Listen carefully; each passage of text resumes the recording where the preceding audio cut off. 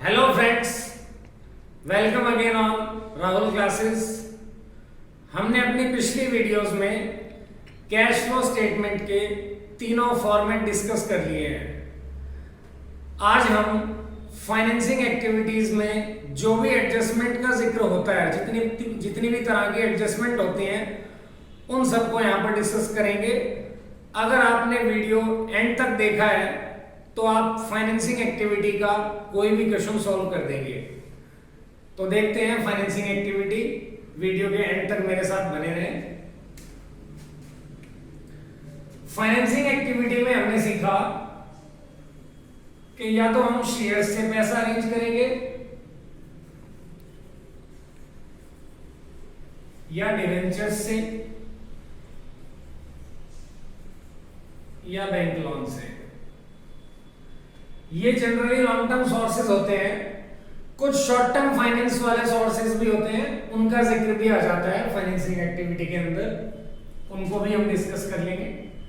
तो हमने कहा था कि फाइनेंसिंग एक्टिविटी हो, चाहे ऑपरेटिंग एक्टिविटी हो, चाहे फाइनेंसिंग एक्टिविटी हो, कैश फ्लो स्टेटमेंट में हम कैश के इनफ्लो या आउटफ्लो के बारे में ही बात कर रहे हैं। तो अगर हम शेयर इश्यू करेंगे तो पैसा आएगा, रिडीम करेंगे तो पैसा जाएगा, डिवेंचर्स इश्यू करेंगे तो पैसा आएगा, रिडीम करेंगे तो पैसा जाएगा, बैंक लोन लेंगे तो पैसा आएगा, रीपे करेंगे तो पैसा जाएगा। ये एक्टिविटीज हमने अपने फाइनेंसिंग एक्टिविटी के फॉर्मेट में डिस्कस की हैं। तो आज हम कुछ एडजस्टमेंट्स का जिक्र करेंगे। ऐसा जरूरी नहीं है कि क्वेश्चन आपको डायरेक्ट दिया जाएगा, कुछ एडजस्टमेंट रहती हैं क्वेश्चन के अंदर जो इंक्लूड करनी पड़ेगी हमें फॉर्मेट वाली लाइनें लिखने के लिए। तो एक एक करके हम डिस्कस करेंगे एडजस्टमेंट्स को। देखते हैं, जब भी आप शेयर इशू कर रहे होंगे तो शेयर इशू पार पे या प्रीमियम पे हो सकता है। पार का मतलब क्या होता है कि अगर आपके शेयर की वैल्यू 10 रुपीज है तो उसे अगर आप 10 रुपीज में ही इशू कर रहे हैं, उसका मतलब होता है कि आपने शेयर पार पे इशू किया है।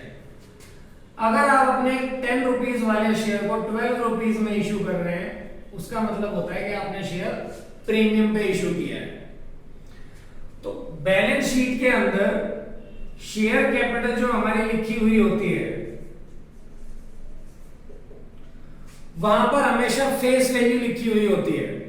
फेस वैल्यू मतलब ये 10 रुपीज वाले वैल्यू लिखी हुई होती है हमारी बैलेंस शीट के अंदर, बट आए तो हमारे 12 रुपीज है, उनको ऐड करके हमें फाइनेंसिंग एक्टिविटी में बताना पड़ता है, ना कि शेयर कैपिटल वाला ही अमाउंट हमें उठा के लिखना पड़ेगा।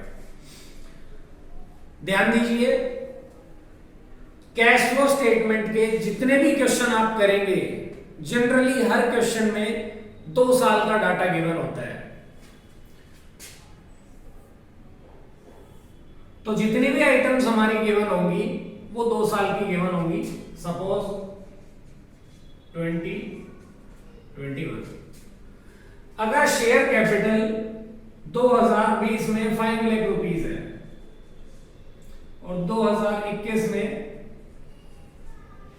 8 लाख रुपए, तो हमें शेयर कैपिटल हमारा एक साल से दूसरे साल इंक्रीज करता हुआ दिखाई दे रहा है। इंक्रीज करने का मतलब है शेयर इश्यू हुए होंगे हमारे। अगर ये डिक्रीज कर जाए तो रिडीम हुए हैं या बायबैक हुए हैं। इंक्रीज कर रहे हैं शेयर तो proceeds from issue of share वाली जो हमने आपसे लाइन लिखवाई थी फाइनेंसिंग एक्टिविटी के अंदर, उसके सामने ये 3 लाख रुपीज आ जाएंगे। अगर डिक्रीज हो रहे हैं, मान लीजिए 5 लाख रुपए से 3 लाख रुपए हो रहा है शेयर कैपिटल, तो 2 लाख रुपए रिडम्पशन या बायबैक वाली लाइन के सामने आ जाएगा। अब हम जिक्र कर रहे हैं एडजस्टमेंट्स का, कि ऐसा जरूरी नहीं है कि आपको हर क्वेश्चन में इनका गैप उठा के लिख देना है बस, और कुछ एक्स्ट्रा आपसे पूछा ही नहीं जाएगा। और एक्स्ट्रा आपसे क्या पूछा जाएगा, ध्यान दीजिए, बैलेंस शीट के अंदर या तो आपको सिक्योरिटीज प्रीमियम गिवन होगा एक्स्ट्रा,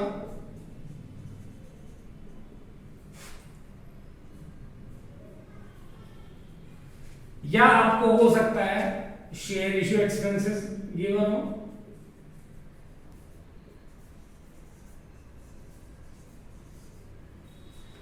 या अंडर राइटिंग कमीशन गिवन हो,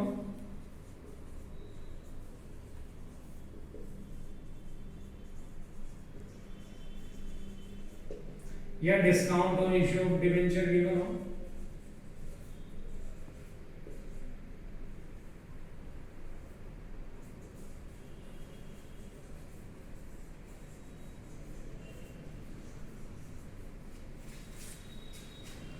ये जो मैं आइटम्स लिख के आपसे समझा रहा हूं, ये नई बैलेंस शीट के अकॉर्डिंग नहीं है। कभी आप सोचें कि अब तो असेट साइड यहाँ पे ऐसा कुछ लिखा दिखाई नहीं देता, या लायबिलिटी साइड ऐसा कुछ दिखाई नहीं देता।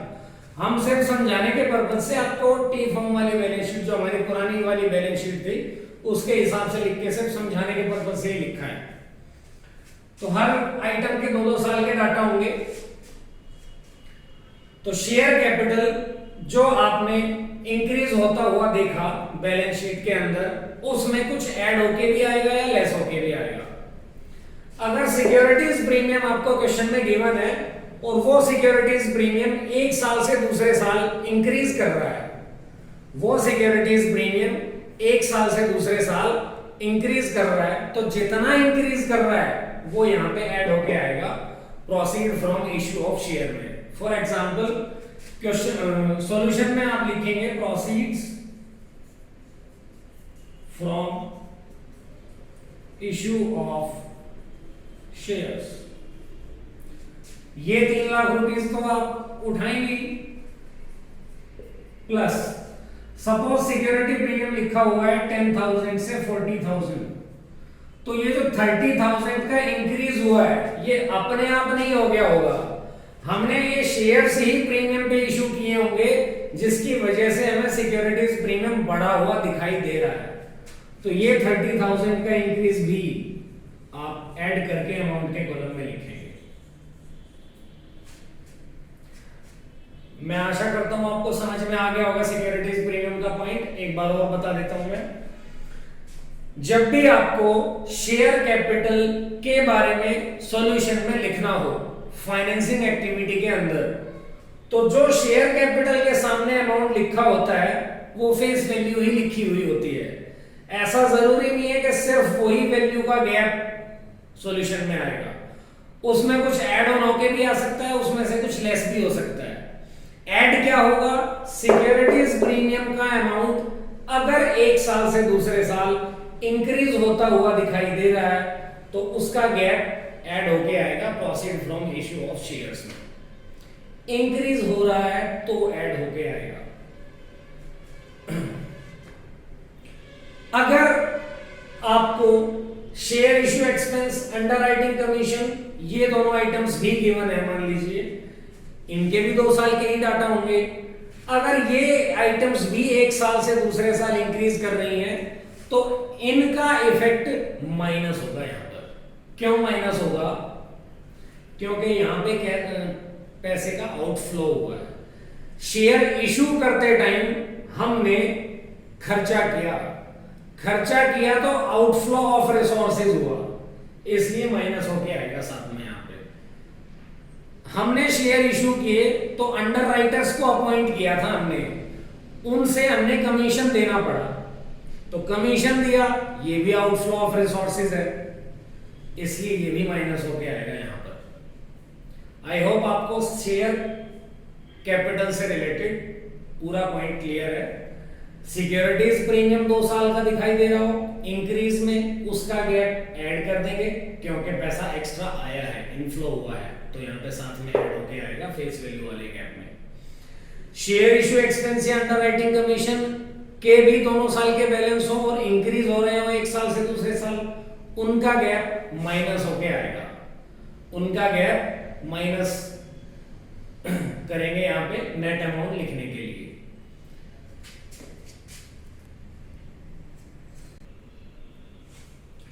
जैसा हमने शेयर्स के केस में सीखा, सेम वही चीजें डिवेंचर्स में अप्लाई होती है। आपको बैलेंस शीट में सपोज डिवेंचर गिवन है, वही 2 साल के अमाउंट, 1 लाख से 2 लाख।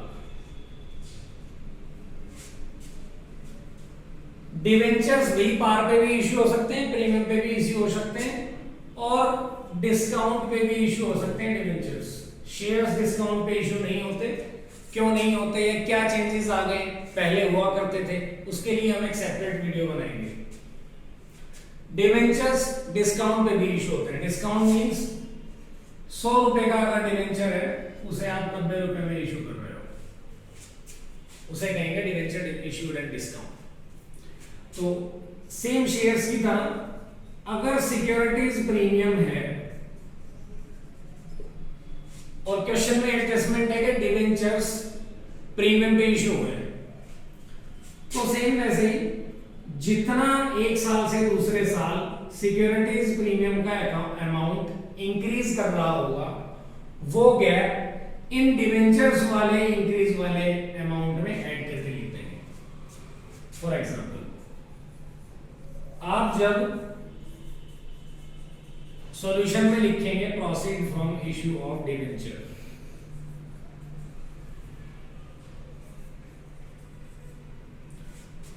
आप जब सॉल्यूशन में लिखेंगे proceed from issue of debenture, तो 1 लाख रुपए तो आपको दिख ही रहा है कि इंक्रीज है। मान लीजिए सिक्योरिटीज प्रीमियम भी एक साल से दूसरे साल 20,000 बढ़ रहा है, तो आप 20,000 भी ऐड करेंगे और 1,20,000 अमाउंट के डॉलर में लिखेंगे। लॉजिक सेम, 1 लाख रुपए तो आया ही था, ये 20,000 रुपए भी एक्स्ट्रा आया था, तो जितना कैश इनफ्लो हुआ है लिखा जाएगा फाइनेंसिंग एक्टिविटी के अंदर। ऐसे ही अगर discount on issue of debenture लिखा हो,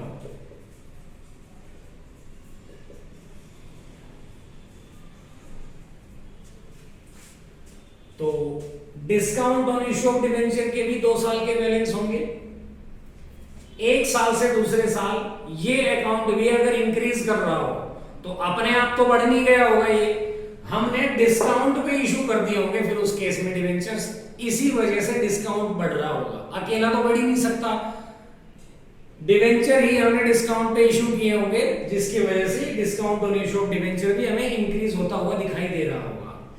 अब डिस्काउंट का क्या इम्पैक्ट आएगा, आपने 1 लाख रुपए के डिवेंचर इशू किए, ये 1 लाख रुपए फेस वैल्यू दिखाई दे रही है हमें, जरूरी नहीं है कि पूरा का पूरा 1 लाख रुपए आ गया हो, क्या पता 5,000 रुपए डिस्काउंट दिया हो हमने, तो वहां पे 95 आ जाएगा।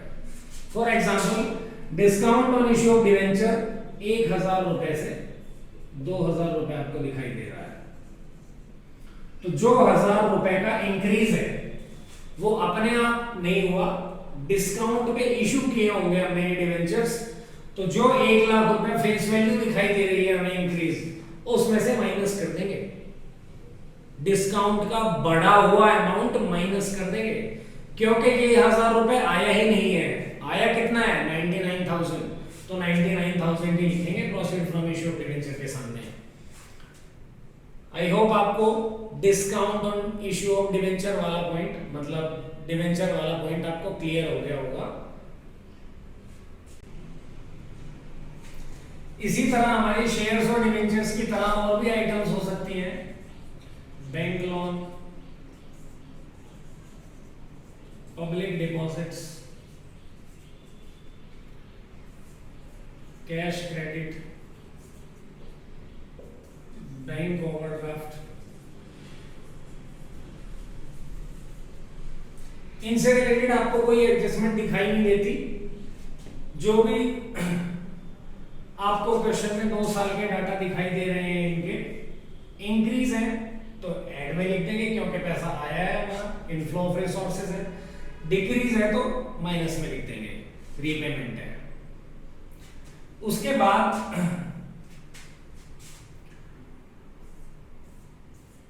छह आइटम्स बताई हमने, शेयर्स, डिवेंचर्स, जिनका हमने इनफ्लो कैसे कैसे हो सकता है वो बता दिया, कौन कौन सी एडजस्टमेंट इनफ्लो के टाइम पे इनके अंदर इंक्लूड करनी पड़ सकती है, वो हमने पढ़ लिया है। इनमें कोई एडजस्टमेंट आपको परेशान नहीं करेगी, इंक्रीज दिखाई दे रहा है एक साल से दूसरे साल तो ऐड में लिख दीजिए, डिक्रीज दिखाई दे रहा है तो रीपेमेंट में लिख दीजिए आउटफ्लो ऑफ रिसोर्सेज के तरह।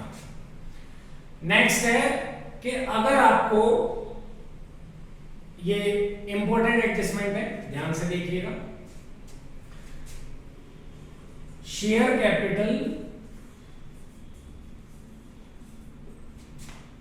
एक साल में लिखा है 10 लाख रुपए, दूसरे साल में लिखा है 20 लाख रुपए।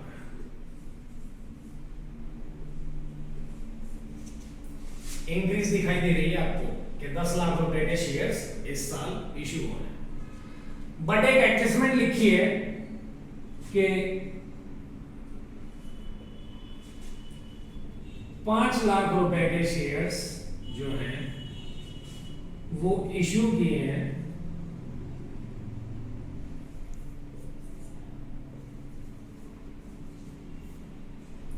To vendor for purchase consideration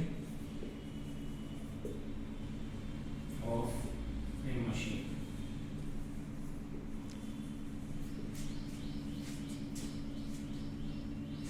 ये केस क्या है कि आपने कोई मशीन खरीदी कहीं से 5 लाख रुपए की, उस मशीन के लिए आपने पैसे नहीं दिए, अपनी कंपनी के शेयर दे दिए, तो जो ये 10 लाख रुपए बढ़ा हुआ दिखाई दे रहा है हमें, इस 10 लाख रुपए में से 5 लाख रुपए के लिए तो कैश आया ही नहीं, क्योंकि इन 5 लाख रुपए के लिए तो मशीन आई है। तो ये वाला 5 लाख रुपीस जो गैप दिखाई दे रहा है 10 लाख का, उसमें से 5 लाख रुपए फाइनेंसिंग एक्टिविटी में नहीं आएगा। कहीं ऐसा ना हो कि आप आंख बंद करके लिखते हैं proceed from issue of share 10 lakh रुपए दिखाई दे रहा है, 5 लाख आएगा, क्योंकि 5 लाख के लिए कैश नहीं मशीन आई है। मैं उम्मीद करता हूं आपको क्लियर हो गया होगा। एक बार रिपीट कर देता हूं, अगर कंसीडरेशन अदर देन कैश का केस है इशू ऑफ शेयर में, कि शेयर्स जो हैं वो इशू तो हुए हैं बट कैश में नहीं, अदर देन कैश, कोई सामान आया है आपका शेयर इशू करने के बदले, अगर कैश नहीं आया तो कैश फ्लो स्टेटमेंट वाले चैप्टर में नहीं आएगा वो। ये 5 लाख रुपए के शेयर दिखाई नहीं देने चाहिए फाइनेंसिंग एक्टिविटी के अंदर। नेक्स्ट एडजस्टमेंट है बोनस शेयर्स से रिलेटेड। ये दोनों एडजस्टमेंट इंपॉर्टेंट है। Bonus shares, bonus shares as the name suggest, bonus आप सबको सुनते ही ऐसा लगता है कि फ्री में मिलने चाहिए बोनस है, तो ये फ्री में ही मिले हैं हमें, कंपनी को पैसा रिसीव नहीं हुआ बोनस शेयर्स इशू करते हुए। तो मान लीजिए क्वेश्चन में लिखा है 10 लाख से 20 लाख दिखाई दे रहा है आपको कि 10 लाख रुपए के शेयर्स इशू हुए, बट क्वेश्चन में लिखा है कि 2.5 लाख रुपए के शेयर्स बोनस इशू में दिए हैं, तो पूरे 10 लाख रुपए आपको नहीं लिखने हैं proceed from issue of share के नाम पे। वो 2.5 लाख रुपए जो बोनस इशू वाले थे वो आपको हटा के balance 7,50,000 proceed from issue of shares में लिखना है। मैं रिपीट करता हूं अपनी बात को, बोनस शेयर्स का मतलब है कि आपके पास पैसा नहीं आया इन शेयर्स का, जो जितने शेयर इशू हुए हैं बोनस शेयर्स के तौर पर वो कंसीडर नहीं होंगे फाइनेंसिंग एक्टिविटी में, उनको हटा के जो बैलेंस पैसा है वो आएगा proceed from issue of shares के अंदर।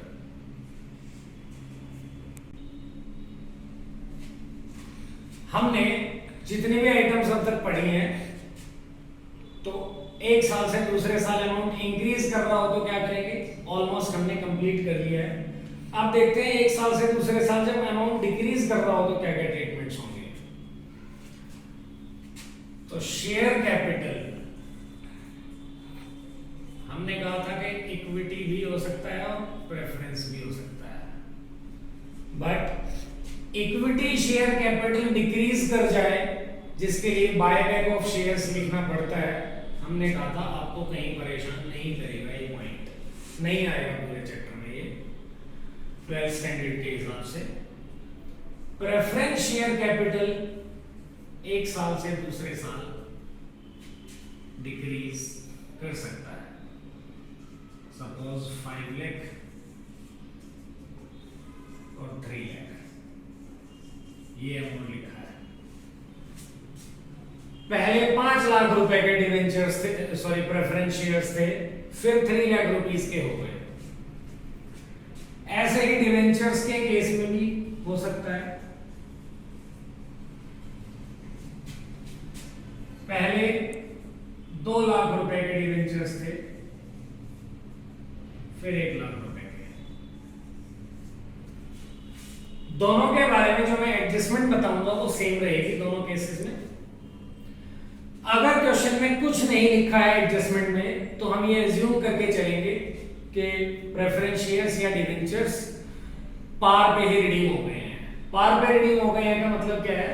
जो आपको गैप दिखाई दे रहा है प्रेफरेंस शेयर्स के केस में 2 लाख रुपए, डिवेंचर्स के केस में 1 लाख रुपए, जो आपको गैप दिखाई दे रहा है डिक्रीज जितने से हुआ है वही लिख देंगे।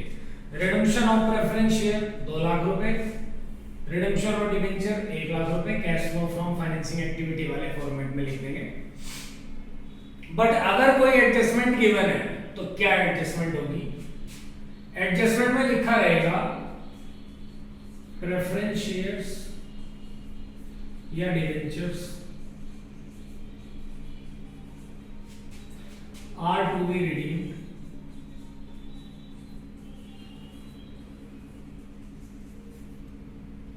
at a premium of 5%। Question में लिखा है कि प्रेफरेंस शेयर या डिवेंचर जो रिडीम हो रहे हैं वो 5% प्रीमियम पे रिडीम हुए हैं। मतलब हमें रिडेम्पशन के टाइम पे जो पैसा पे करना है वो 5% ज्यादा करना है। तो 2 लाख रुपए का गैप तो आपको दिखाई दे ही रहा है,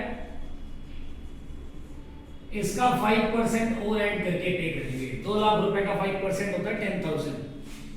तो क्वेश्चन में पेमेंट 2,10,000 रुपए की होगी। रिडम्पशन ऑफ प्रेफरेंस शेयर 2,10,000 रुपए आएगा फाइनेंसिंग एक्टिविटी के अंदर। सिमिलरली डिवेंचर्स के केस में 1 लाख रुपए का आपको गैप दिखाई ही दे रहा है। अगर 5% एक्स्ट्रा देंगे तो 1,05,000 रुपए देंगे हम। तो रिडम्पशन ऑफ डिवेंचर 1,05,000 रुपए। और बैंक लोन के केस में या बैंक ओवरड्राफ्ट के केस में कैश इस तरह की कोई एडजस्टमेंट होती नहीं है। तो हमने शेयर्स के ऑलमोस्ट सारे केसेस पढ़ लिए हैं। डिवेंचर्स इशू कैसे होते हैं या रिडीम कैसे होते हैं वो भी हमने देख लिया है। जिन 2 एडजस्टमेंट को मैंने इंपॉर्टेंट बताया था, मैं उम्मीद करता हूं कि आपने ध्यान से सुनी होंगी वो दोनों एडजस्टमेंट। अब हम डिविडेंड का जिक्र कर लेते हैं।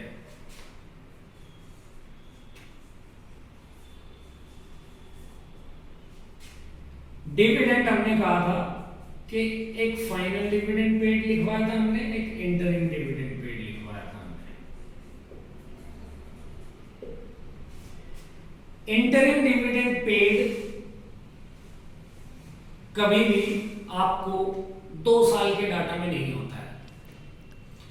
ऐसा नहीं होता है कि इंटरिम डिविडेंड के भी 2 साल के बैलेंसेस लिखे हो, हमें गैप लिखना पड़े या कुछ और। जो आइटम लिखी है during the year interim dividend paid, ऐसी कोई लाइन गिवन मिलेगी आपको एडजस्टमेंट में, और एक्स्ट्रा कुछ नहीं मिलेगा। जो अमाउंट लिखा है इंटरिम डिविडेंड वाली लाइन में वही उठा के फाइनेंसिंग एक्टिविटी में माइनस के आइटम के तौर पे लिख दो। मैं एक बार रिपीट कर रहा हूं, interim dividend during the year interim dividend paid, ऐसे करके ही लिखा मिलेगा आपको। कोई एक्स्ट्रा 2 साल के अमाउंट नहीं मिलेगी या और किसी तरह की एडजस्टमेंट नहीं मिलेगी। जो लाइन में अमाउंट लिखा है वही आप एज इट इज उठा के फाइनेंसिंग एक्टिविटी में लिख सकते हैं। अब बात करते हैं फाइनल डिविडेंड पेड वाला क्या अमाउंट है, कैसे आएगा। एक आइटम पढ़ते हैं हम कैश फ्लो स्टेटमेंट के अंदर जिसका नाम है प्रपोज्ड डिविडेंड।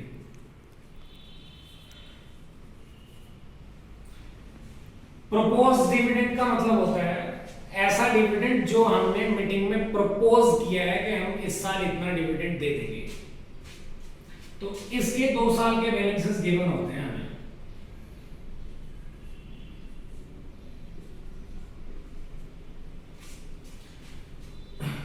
ऑपरेटिंग एक्टिविटी के लिए भी हेल्पफुल रहेगा ये पॉइंट, तो ध्यान से सुनेंगे आप। प्रीवियस ईयर वाले अमाउंट को हम पेड कहा करते हैं और करंट ईयर वाले अमाउंट को हम मेड कहा करते हैं। जो बाद वाला साल होता है वो करंट ईयर होता है हमारा, जिसके लिए हम कैश फ्लो स्टेटमेंट बना रहे होते हैं, वो हमारा करंट ईयर होता है। अभी मेड और पेड क्या है, क्यों बता रहे हैं हम? ये मेड और पेड आपको प्रोविजन फॉर टैक्स लिखने के लिए भी काम आएंगे ऑपरेटिंग एक्टिविटी में, और डिविडेंड का पॉइंट समझने के भी काम आएंगे, चाहे वो फाइनेंसिंग एक्टिविटी से रिलेट करता हो, चाहे वो ऑपरेटिंग एक्टिविटी से रिलेट करता हो। मैं थोड़ा सा ज्यादा एक्सप्लेन करूंगा। प्रोपोज्ड डिविडेंड का ट्रीटमेंट पहले जो हुआ करता था वो क्या था? हमें प्रोपोज्ड डिविडेंड और प्रोविजन फॉर टैक्स दोनों ही बैलेंस शीट की लायबिलिटी साइड करंट लायबिलिटी के सब हेड में, जिसका नाम रहता था short term provision, current liability का सब हेड शॉर्ट टर्म प्रोविजन, उसकी एक्सप्लेनेशन में हमें गिवन होता था प्रोपोज्ड डिविडेंड भी और प्रोविजन फॉर टैक्स भी। 2 साल के डाटा रहा करते थे, जिसमें हम प्रीवियस ईयर वाले को पेड कह देते हैं, करंट ईयर वाले को मेड कह देते हैं। तो मेड वाला ऑपरेटिंग एक्टिविटी में ऊपर एप्रोप्रिएशन में ऐड हुआ करता था, पेड वाला फाइनेंसिंग एक्टिविटी में माइनस हुआ करता था डिविडेंड। ऐसे ही प्रोविजन फॉर टैक्स मेड वाला ऑपरेटिंग एक्टिविटी में एप्रोप्रिएशंस में ऐड हुआ करता था, पेड वाला ऑपरेटिंग एक्टिविटी में ही नीचे माइनस हुआ करता था लास्ट में, जो हमने अपने लास्ट वीडियो में डिस्कस किया है फॉर्मेट के अंदर। अब प्रपोज्ड डिविडेंड के ट्रीटमेंट में चेंजेस आ गए हैं। क्या चेंजेस आ गए हैं? प्रपोज्ड डिविडेंड को हमने कंटिंजेंट लायबिलिटी मान लिया है। कंटिंजेंट लायबिलिटी का मतलब होता है ऐसी लायबिलिटी जिसकी पे करने की संभावना बन भी सकती है और नहीं भी। कंटिंजेंट लायबिलिटी का मतलब होता है जिसका final outcome outflow of resources हो और जिसका होना या ना होना किसी इवेंट के होने या ना होने पे डिपेंड करता हो। तो हम यहाँ पे जैसे बता रहे हैं कि कैश फ्लो पढ़ रहे हैं हम, तो इनफ्लो या आउटफ्लो का ही जिक्र होगा, तो पे करेंगे तभी आनी चाहिए इस हिसाब से। अगर वो कंटिंजेंट लायबिलिटी हमने पे करी होगी तो ही आनी चाहिए। तो मेड वाला जो रोल है वो अब खत्म हो गया है। अब हम प्रीवियस ईयर वाला अमाउंट ही कंसीडर करते हैं, चाहे कहीं पर भी लिखना हो प्रपोज डिविडेंड का। आई होप आपको क्लियर हो गया होगा कि पहले प्रपोज डिविडेंड कहां लिखा हुआ रहता था? बैलेंस शीट में करंट लायबिलिटी के सब हेड में लिखा हुआ होता था। अब कहां होता है? एडजस्टमेंट में कंटिंजेंट लायबिलिटी में लिखा होता है। ये आप +1 से पढ़ते आ रहे हैं कि कंटिंजेंट लायबिलिटी बैलेंस शीट के बाहर फुटनोट में होती है। तो बाहर एडजस्टमेंट में कंटिंजेंट लायबिलिटी के नीचे प्रपोज डिविडेंड आपको मिलेगा अगर क्वेश्चन में हुआ तो, और पेड वाला ही कंसीडर करना है और कुछ नहीं। मैं उम्मीद करता हूं कि आपको डिविडेंड का पॉइंट पूरा क्लियर हो गया होगा। एक बार समराइज कर लेते हैं। डिविडेंड अगर इंटरिम वाला है तो उसके ना तो 2 साल के डाटा होंगे ना वो बैलेंस शीट के अंदर ढूंढना है। अगर हुआ क्वेश्चन में तो नीचे लिखा मिल जाएगा कहीं भी आपको during the year interim dividend paid, वही उठा के लिख दो, चाहे ऑपरेटिंग एक्टिविटी के यूज में आना हो चाहे फाइनेंसिंग एक्टिविटी के यूज में आना हो। प्रपोज डिविडेंड के लिए क्या लिखना है आपको, जिसको मैंने आपको एक्सप्लेन किया कि पहले कुछ ट्रीटमेंट था अब कुछ ट्रीटमेंट होता है। तो हम तो अब वाला ही करेंगे क्वेश्चन में, तो बट जानना जरूरी है ताकि आपको कॉन्सेप्ट और अच्छे से क्लियर रहे कि पहले कहां लिखा हुआ होता था क्या ट्रीटमेंट करते थे, अब कहां लिखा हुआ होता है क्या ट्रीटमेंट करते हैं। तो हमने बताया कि अब कंटिंजेंट लायबिलिटी में लिखा होता है और पेड बेसिस वाला कंसीडर करते हैं, मेड कहीं जिक्र नहीं आता मेड वाले का। आप सोच रहे होंगे कि ये मेड पेड क्या होते हैं, क्यों प्रीवियस ईयर वाले को पेड कहा गया है, क्यों करंट ईयर वाले को मेड कहा गया है? ध्यान से सुने, क्योंकि प्रोविजन फॉर टैक्स में भी मेड और पेड ही रहते हैं, तो वो आपको हमें दोबारा बताने नहीं पड़ेंगे कि प्रोविजन फॉर टैक्स का भी मेड और पेड क्या होता है।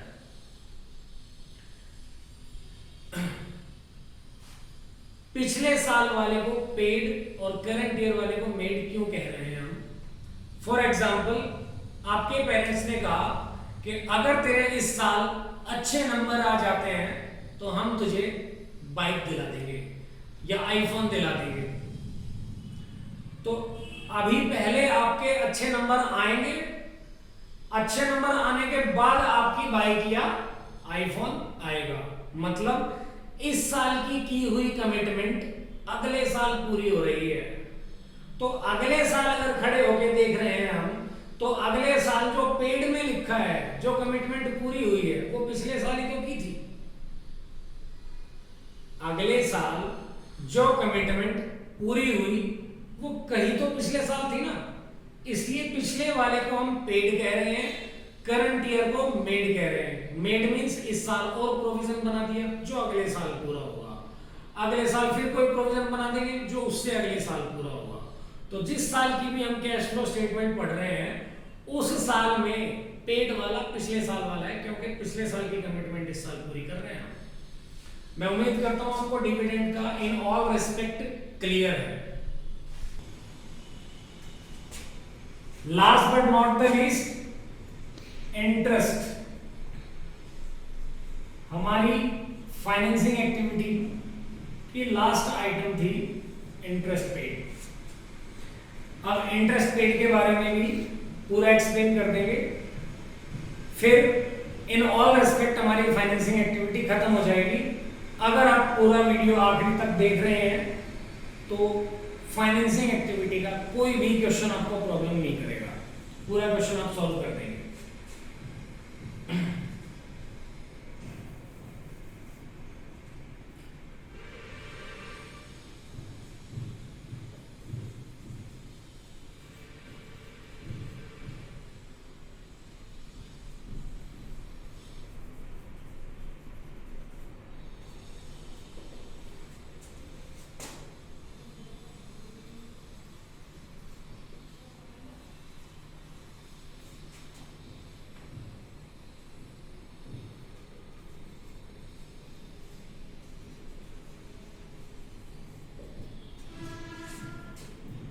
समझिए, अगर क्वेश्चन में कोई भी एडजस्टमेंट गिवन नहीं है इंटरेस्ट से रिलेटेड, तो आप जो डिवेंचर्स के साथ परसेंटेज या बैंक लोन के साथ परसेंटेज गिवन है, उसको अप्लाई करेंगे इंटरेस्ट पे करने के लिए। जो डिवेंचर्स के साथ या प्रेफरेंस या बैंक लोन के साथ जो भी आपको परसेंटेज गिवन होती है, वो आप अप्लाई कर देंगे इंटरेस्ट कैलकुलेट करने के लिए। डिवेंचर्स पे 10%, बैंक लोन पे 12%, जो भी क्वेश्चन में गिवन है। अब आपके माइंड में क्वेश्चन अराइज होता है कि 2 साल के डाटा लिखे हैं, कौन से अमाउंट पे परसेंटेज लगाऊं? तो जिस पे भी आप लगाएंगे क्वेश्चन ठीक रहेगा, चाहे आप करंट ईयर पे लगाएं, चाहे आप प्रीवियस ईयर पे लगाएं। बट प्रीवियस ईयर पे ही लगा लें। ये मैं ऐसा क्यों कह रहा हूं कि आप प्रीवियस ईयर पे ही लगा लें? सपोज आप जितने भी स्कूल फ्रेंड्स या कॉलेज फ्रेंड्स एक साथ क्वेश्चन को कर रहे हैं बैठ के, कोई प्रीवियस ईयर पे लगा रहा है, कोई करंट ईयर पे लगा रहा है, और फिर आप क्वेश्चन को टैली कर रहे हैं आपस में, तो सबका आंसर अलग दिखाई देगा। गलत नहीं है कि आप प्रीवियस ईयर पे लगा रहे हो या करंट ईयर पे लगा रहे हो, बट यूनिफॉर्मिटी रहे सबके आंसर में, इसलिए आप प्रीवियस ईयर पे लगाइए अगर आपको कोई भी एडजस्टमेंट गिवन नहीं है तो। अब नेक्स्ट है कि अगर एडजस्टमेंट गिवन है तो क्या करेंगे। सॉरी, उससे पहले एक और बात, अगर क्वेश्चन में आपको अमाउंट ही दे दिया हो, टोटल इंटरेस्ट अमाउंट इतना पे हुआ है, तो आप अपना दिमाग मतलब है ना कैलकुलेट करके कि परसेंटेज दिया तो कैलकुलेट करेंगे। जितना इंटरेस्ट लिखा है वही एज इट इज चढ़ा दो, जहां भी आपको इंटरेस्ट पेड, चाहे ऑपरेटिंग एक्टिविटी में चाहे फाइनेंसिंग एक्टिविटी में लिखना हो। अब आते हैं एडजस्टमेंट है तो क्या करेंगे। एडजस्टमेंट जनरली डिबेंचर के या बैंक लोन के इशू या रिडेम्पशन डेट से रिलेटेड होगी या रीपे डेट से रिलेटेड होगी। 2 साल के डाटा रहते हैं।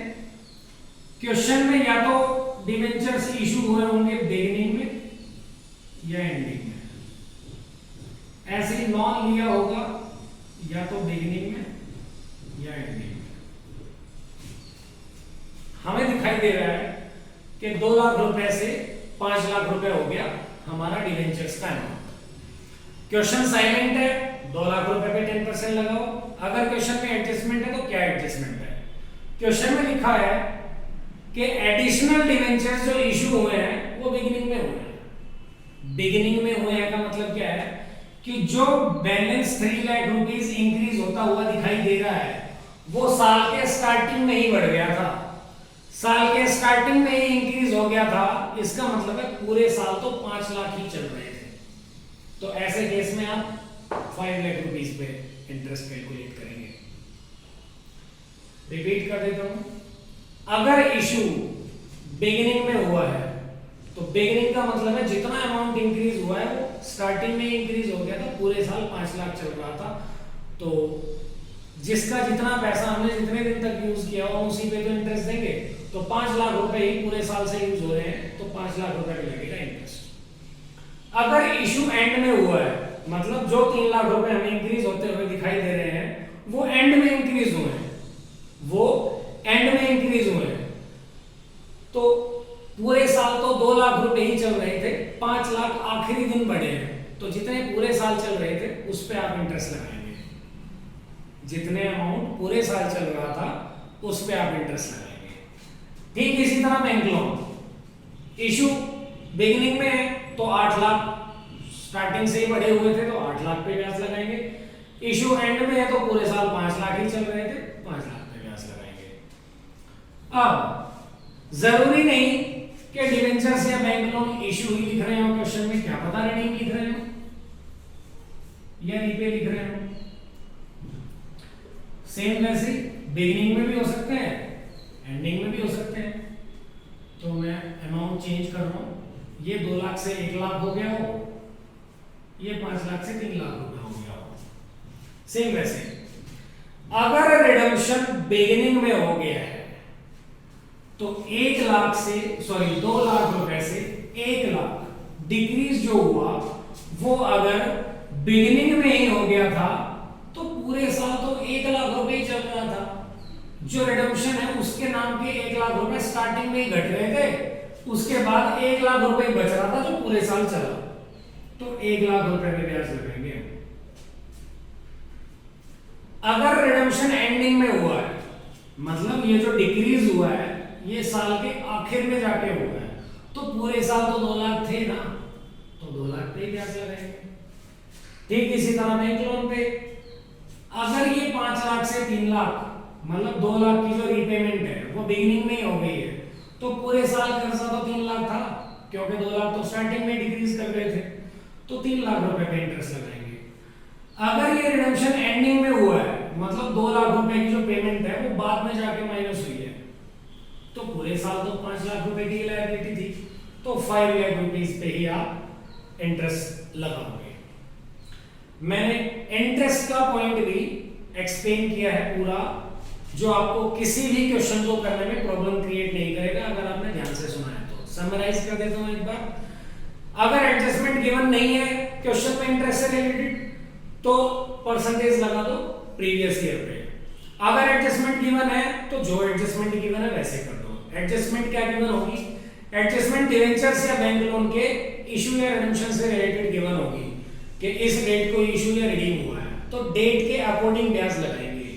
जितना पैसा हम जिसका भी जितने दिन तक यूज करते हैं उतने पे ही ब्याज लगता है, चाहे बिगिनिंग के हिसाब से देखें चाहे एंडिंग के हिसाब से। आपको इंटरेस्ट फिर डेट के हिसाब से लगाना है अगर एडजस्टमेंट है तो। अब लास्ट में ओनली 2 पॉइंट्स और डिस्कस करूंगा, ध्यान से सुनिएगा।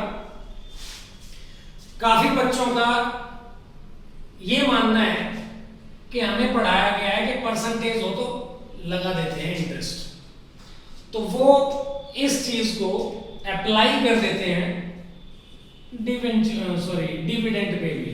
सपोज प्रेफरेंस शेयर कैपिटल के सामने भी तो परसेंटेज पहले से ही होती है, प्रेफरेंस शेयर कैपिटल के साथ। तो बच्चे अपने आप में ये मान के चल लेते हैं कि परसेंटेज जब लिखी हो तो कहा था कि क्वेश्चन कुछ ना कहे तो भी दे दिया करो अमाउंट, तो बच्चे अपने आप डिविडेंड दे के बैठ जाते हैं, जो कि गलत है।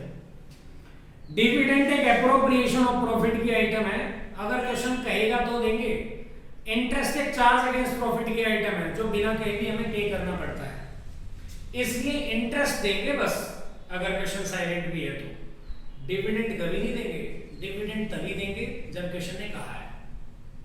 अब मोस्ट इंपोर्टेंट थिंग, किसी किसी क्वेश्चन में ऐसा लिखा होता है, किसी किसी क्वेश्चन में ऐसा लिखा होता है कि प्रेफरेंस शेयर से रिलेटेड कोई एडजस्टमेंट नहीं है और उस क्वेश्चन में डिविडेंड दिया हुआ है।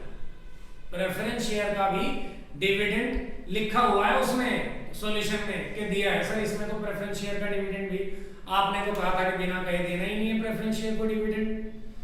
ऐसे क्वेश्चन में क्या देखना है आपको, ऐसे क्वेश्चन में जरूर ये लिखा होगा कि इक्विटी शेयर कैपिटल पे डिविडेंड लगाओ, इक्विटी शेयर कैपिटल को डिविडेंड दो। तो जैसा हमने प्रेफरेंस शेयर का मीनिंग पढ़ रखा है कि प्रेफरेंस शेयर वो शेयर्स होते हैं जिनको 2 प्रेफरेंस मिलते हैं। प्रेफरेंस शेयर्स वो शेयर्स होते हैं जिनको 2 प्रेफरेंस मिलते हैं, रीपेमेंट ऑफ कैपिटल और पेमेंट ऑफ डिविडेंड। अगर डिविडेंड बढ़ रहा है तो इक्विटी को भी मिलेगा और प्रेफरेंस को भी मिलेगा, बट इक्विटी से पहले प्रेफरेंस को मिलेगा, बट इक्विटी से पहले प्रेफरेंस को मिलेगा। तो अगर क्वेश्चन में लिखा है कि इक्विटी शेयर होल्डर डिविडेंड ले रहे हैं तो अंडरस्टूड है ना कि प्रेफरेंस शेयर ने भी लिया होगा। इसलिए ऐसे क्वेश्चन में बेशक प्रेफरेंस शेयर वाली एडजस्टमेंट लिखी नहीं थी बट इक्विटी की लिखी थी, तो अंडरस्टूड है कि प्रेफरेंस तो उनसे पहले ही लेंगे, तो ऐसे क्वेश्चन में आएगा प्रेफरेंस का डिविडेंड भी। Last point, securities premium. Securities premium हमने डिस्कस किया कि एक साल से दूसरे साल इंक्रीज करता हुआ दिखाई देगा। हमने डिस्कस किया कि एक साल से दूसरे साल इंक्रीज करता हुआ दिखाई देगा, और जितना इंक्रीज हो वो proceed from issue of share या proceed from issue of debenture whatever the case में भी उसमें ऐड करके आ जाएगा। कुछ क्वेश्चंस ऐसे भी हो सकते हैं आपके जिनमें सिक्योरिटीज प्रीमियम इंक्रीज नहीं हो रहा, डिक्रीज हो रहा है, तो वो डिक्रीज वाला जो अमाउंट है उसका इम्पैक्ट फाइनेंसिंग एक्टिविटी पे कहीं नहीं पड़ेगा।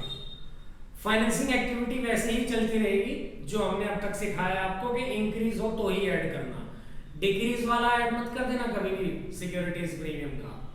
ठीक इसी तरह जो हमने share issue expenses, underwriting commission बताए, इंक्रीज वाले ही माइनस करना फाइनेंसिंग एक्टिविटी में, डिक्रीज हो रहे हैं तो कुछ मत करना, उनका इंपैक्ट ऑपरेटिंग एक्टिविटी में आएगा जो हम अपनी नेक्स्ट वीडियोस में पढ़ेंगे।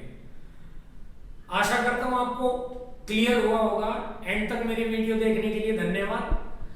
पेशेंस के साथ आपने वीडियो देखा, काफी लंबी वीडियो थी आपकी आज की हमारी, बट हमने हर कॉन्सेप्ट बहुत तसल्ली से और अच्छी तरह एक्सप्लेन किया है, आपको सारी चीजें क्लियर हो जाएंगी।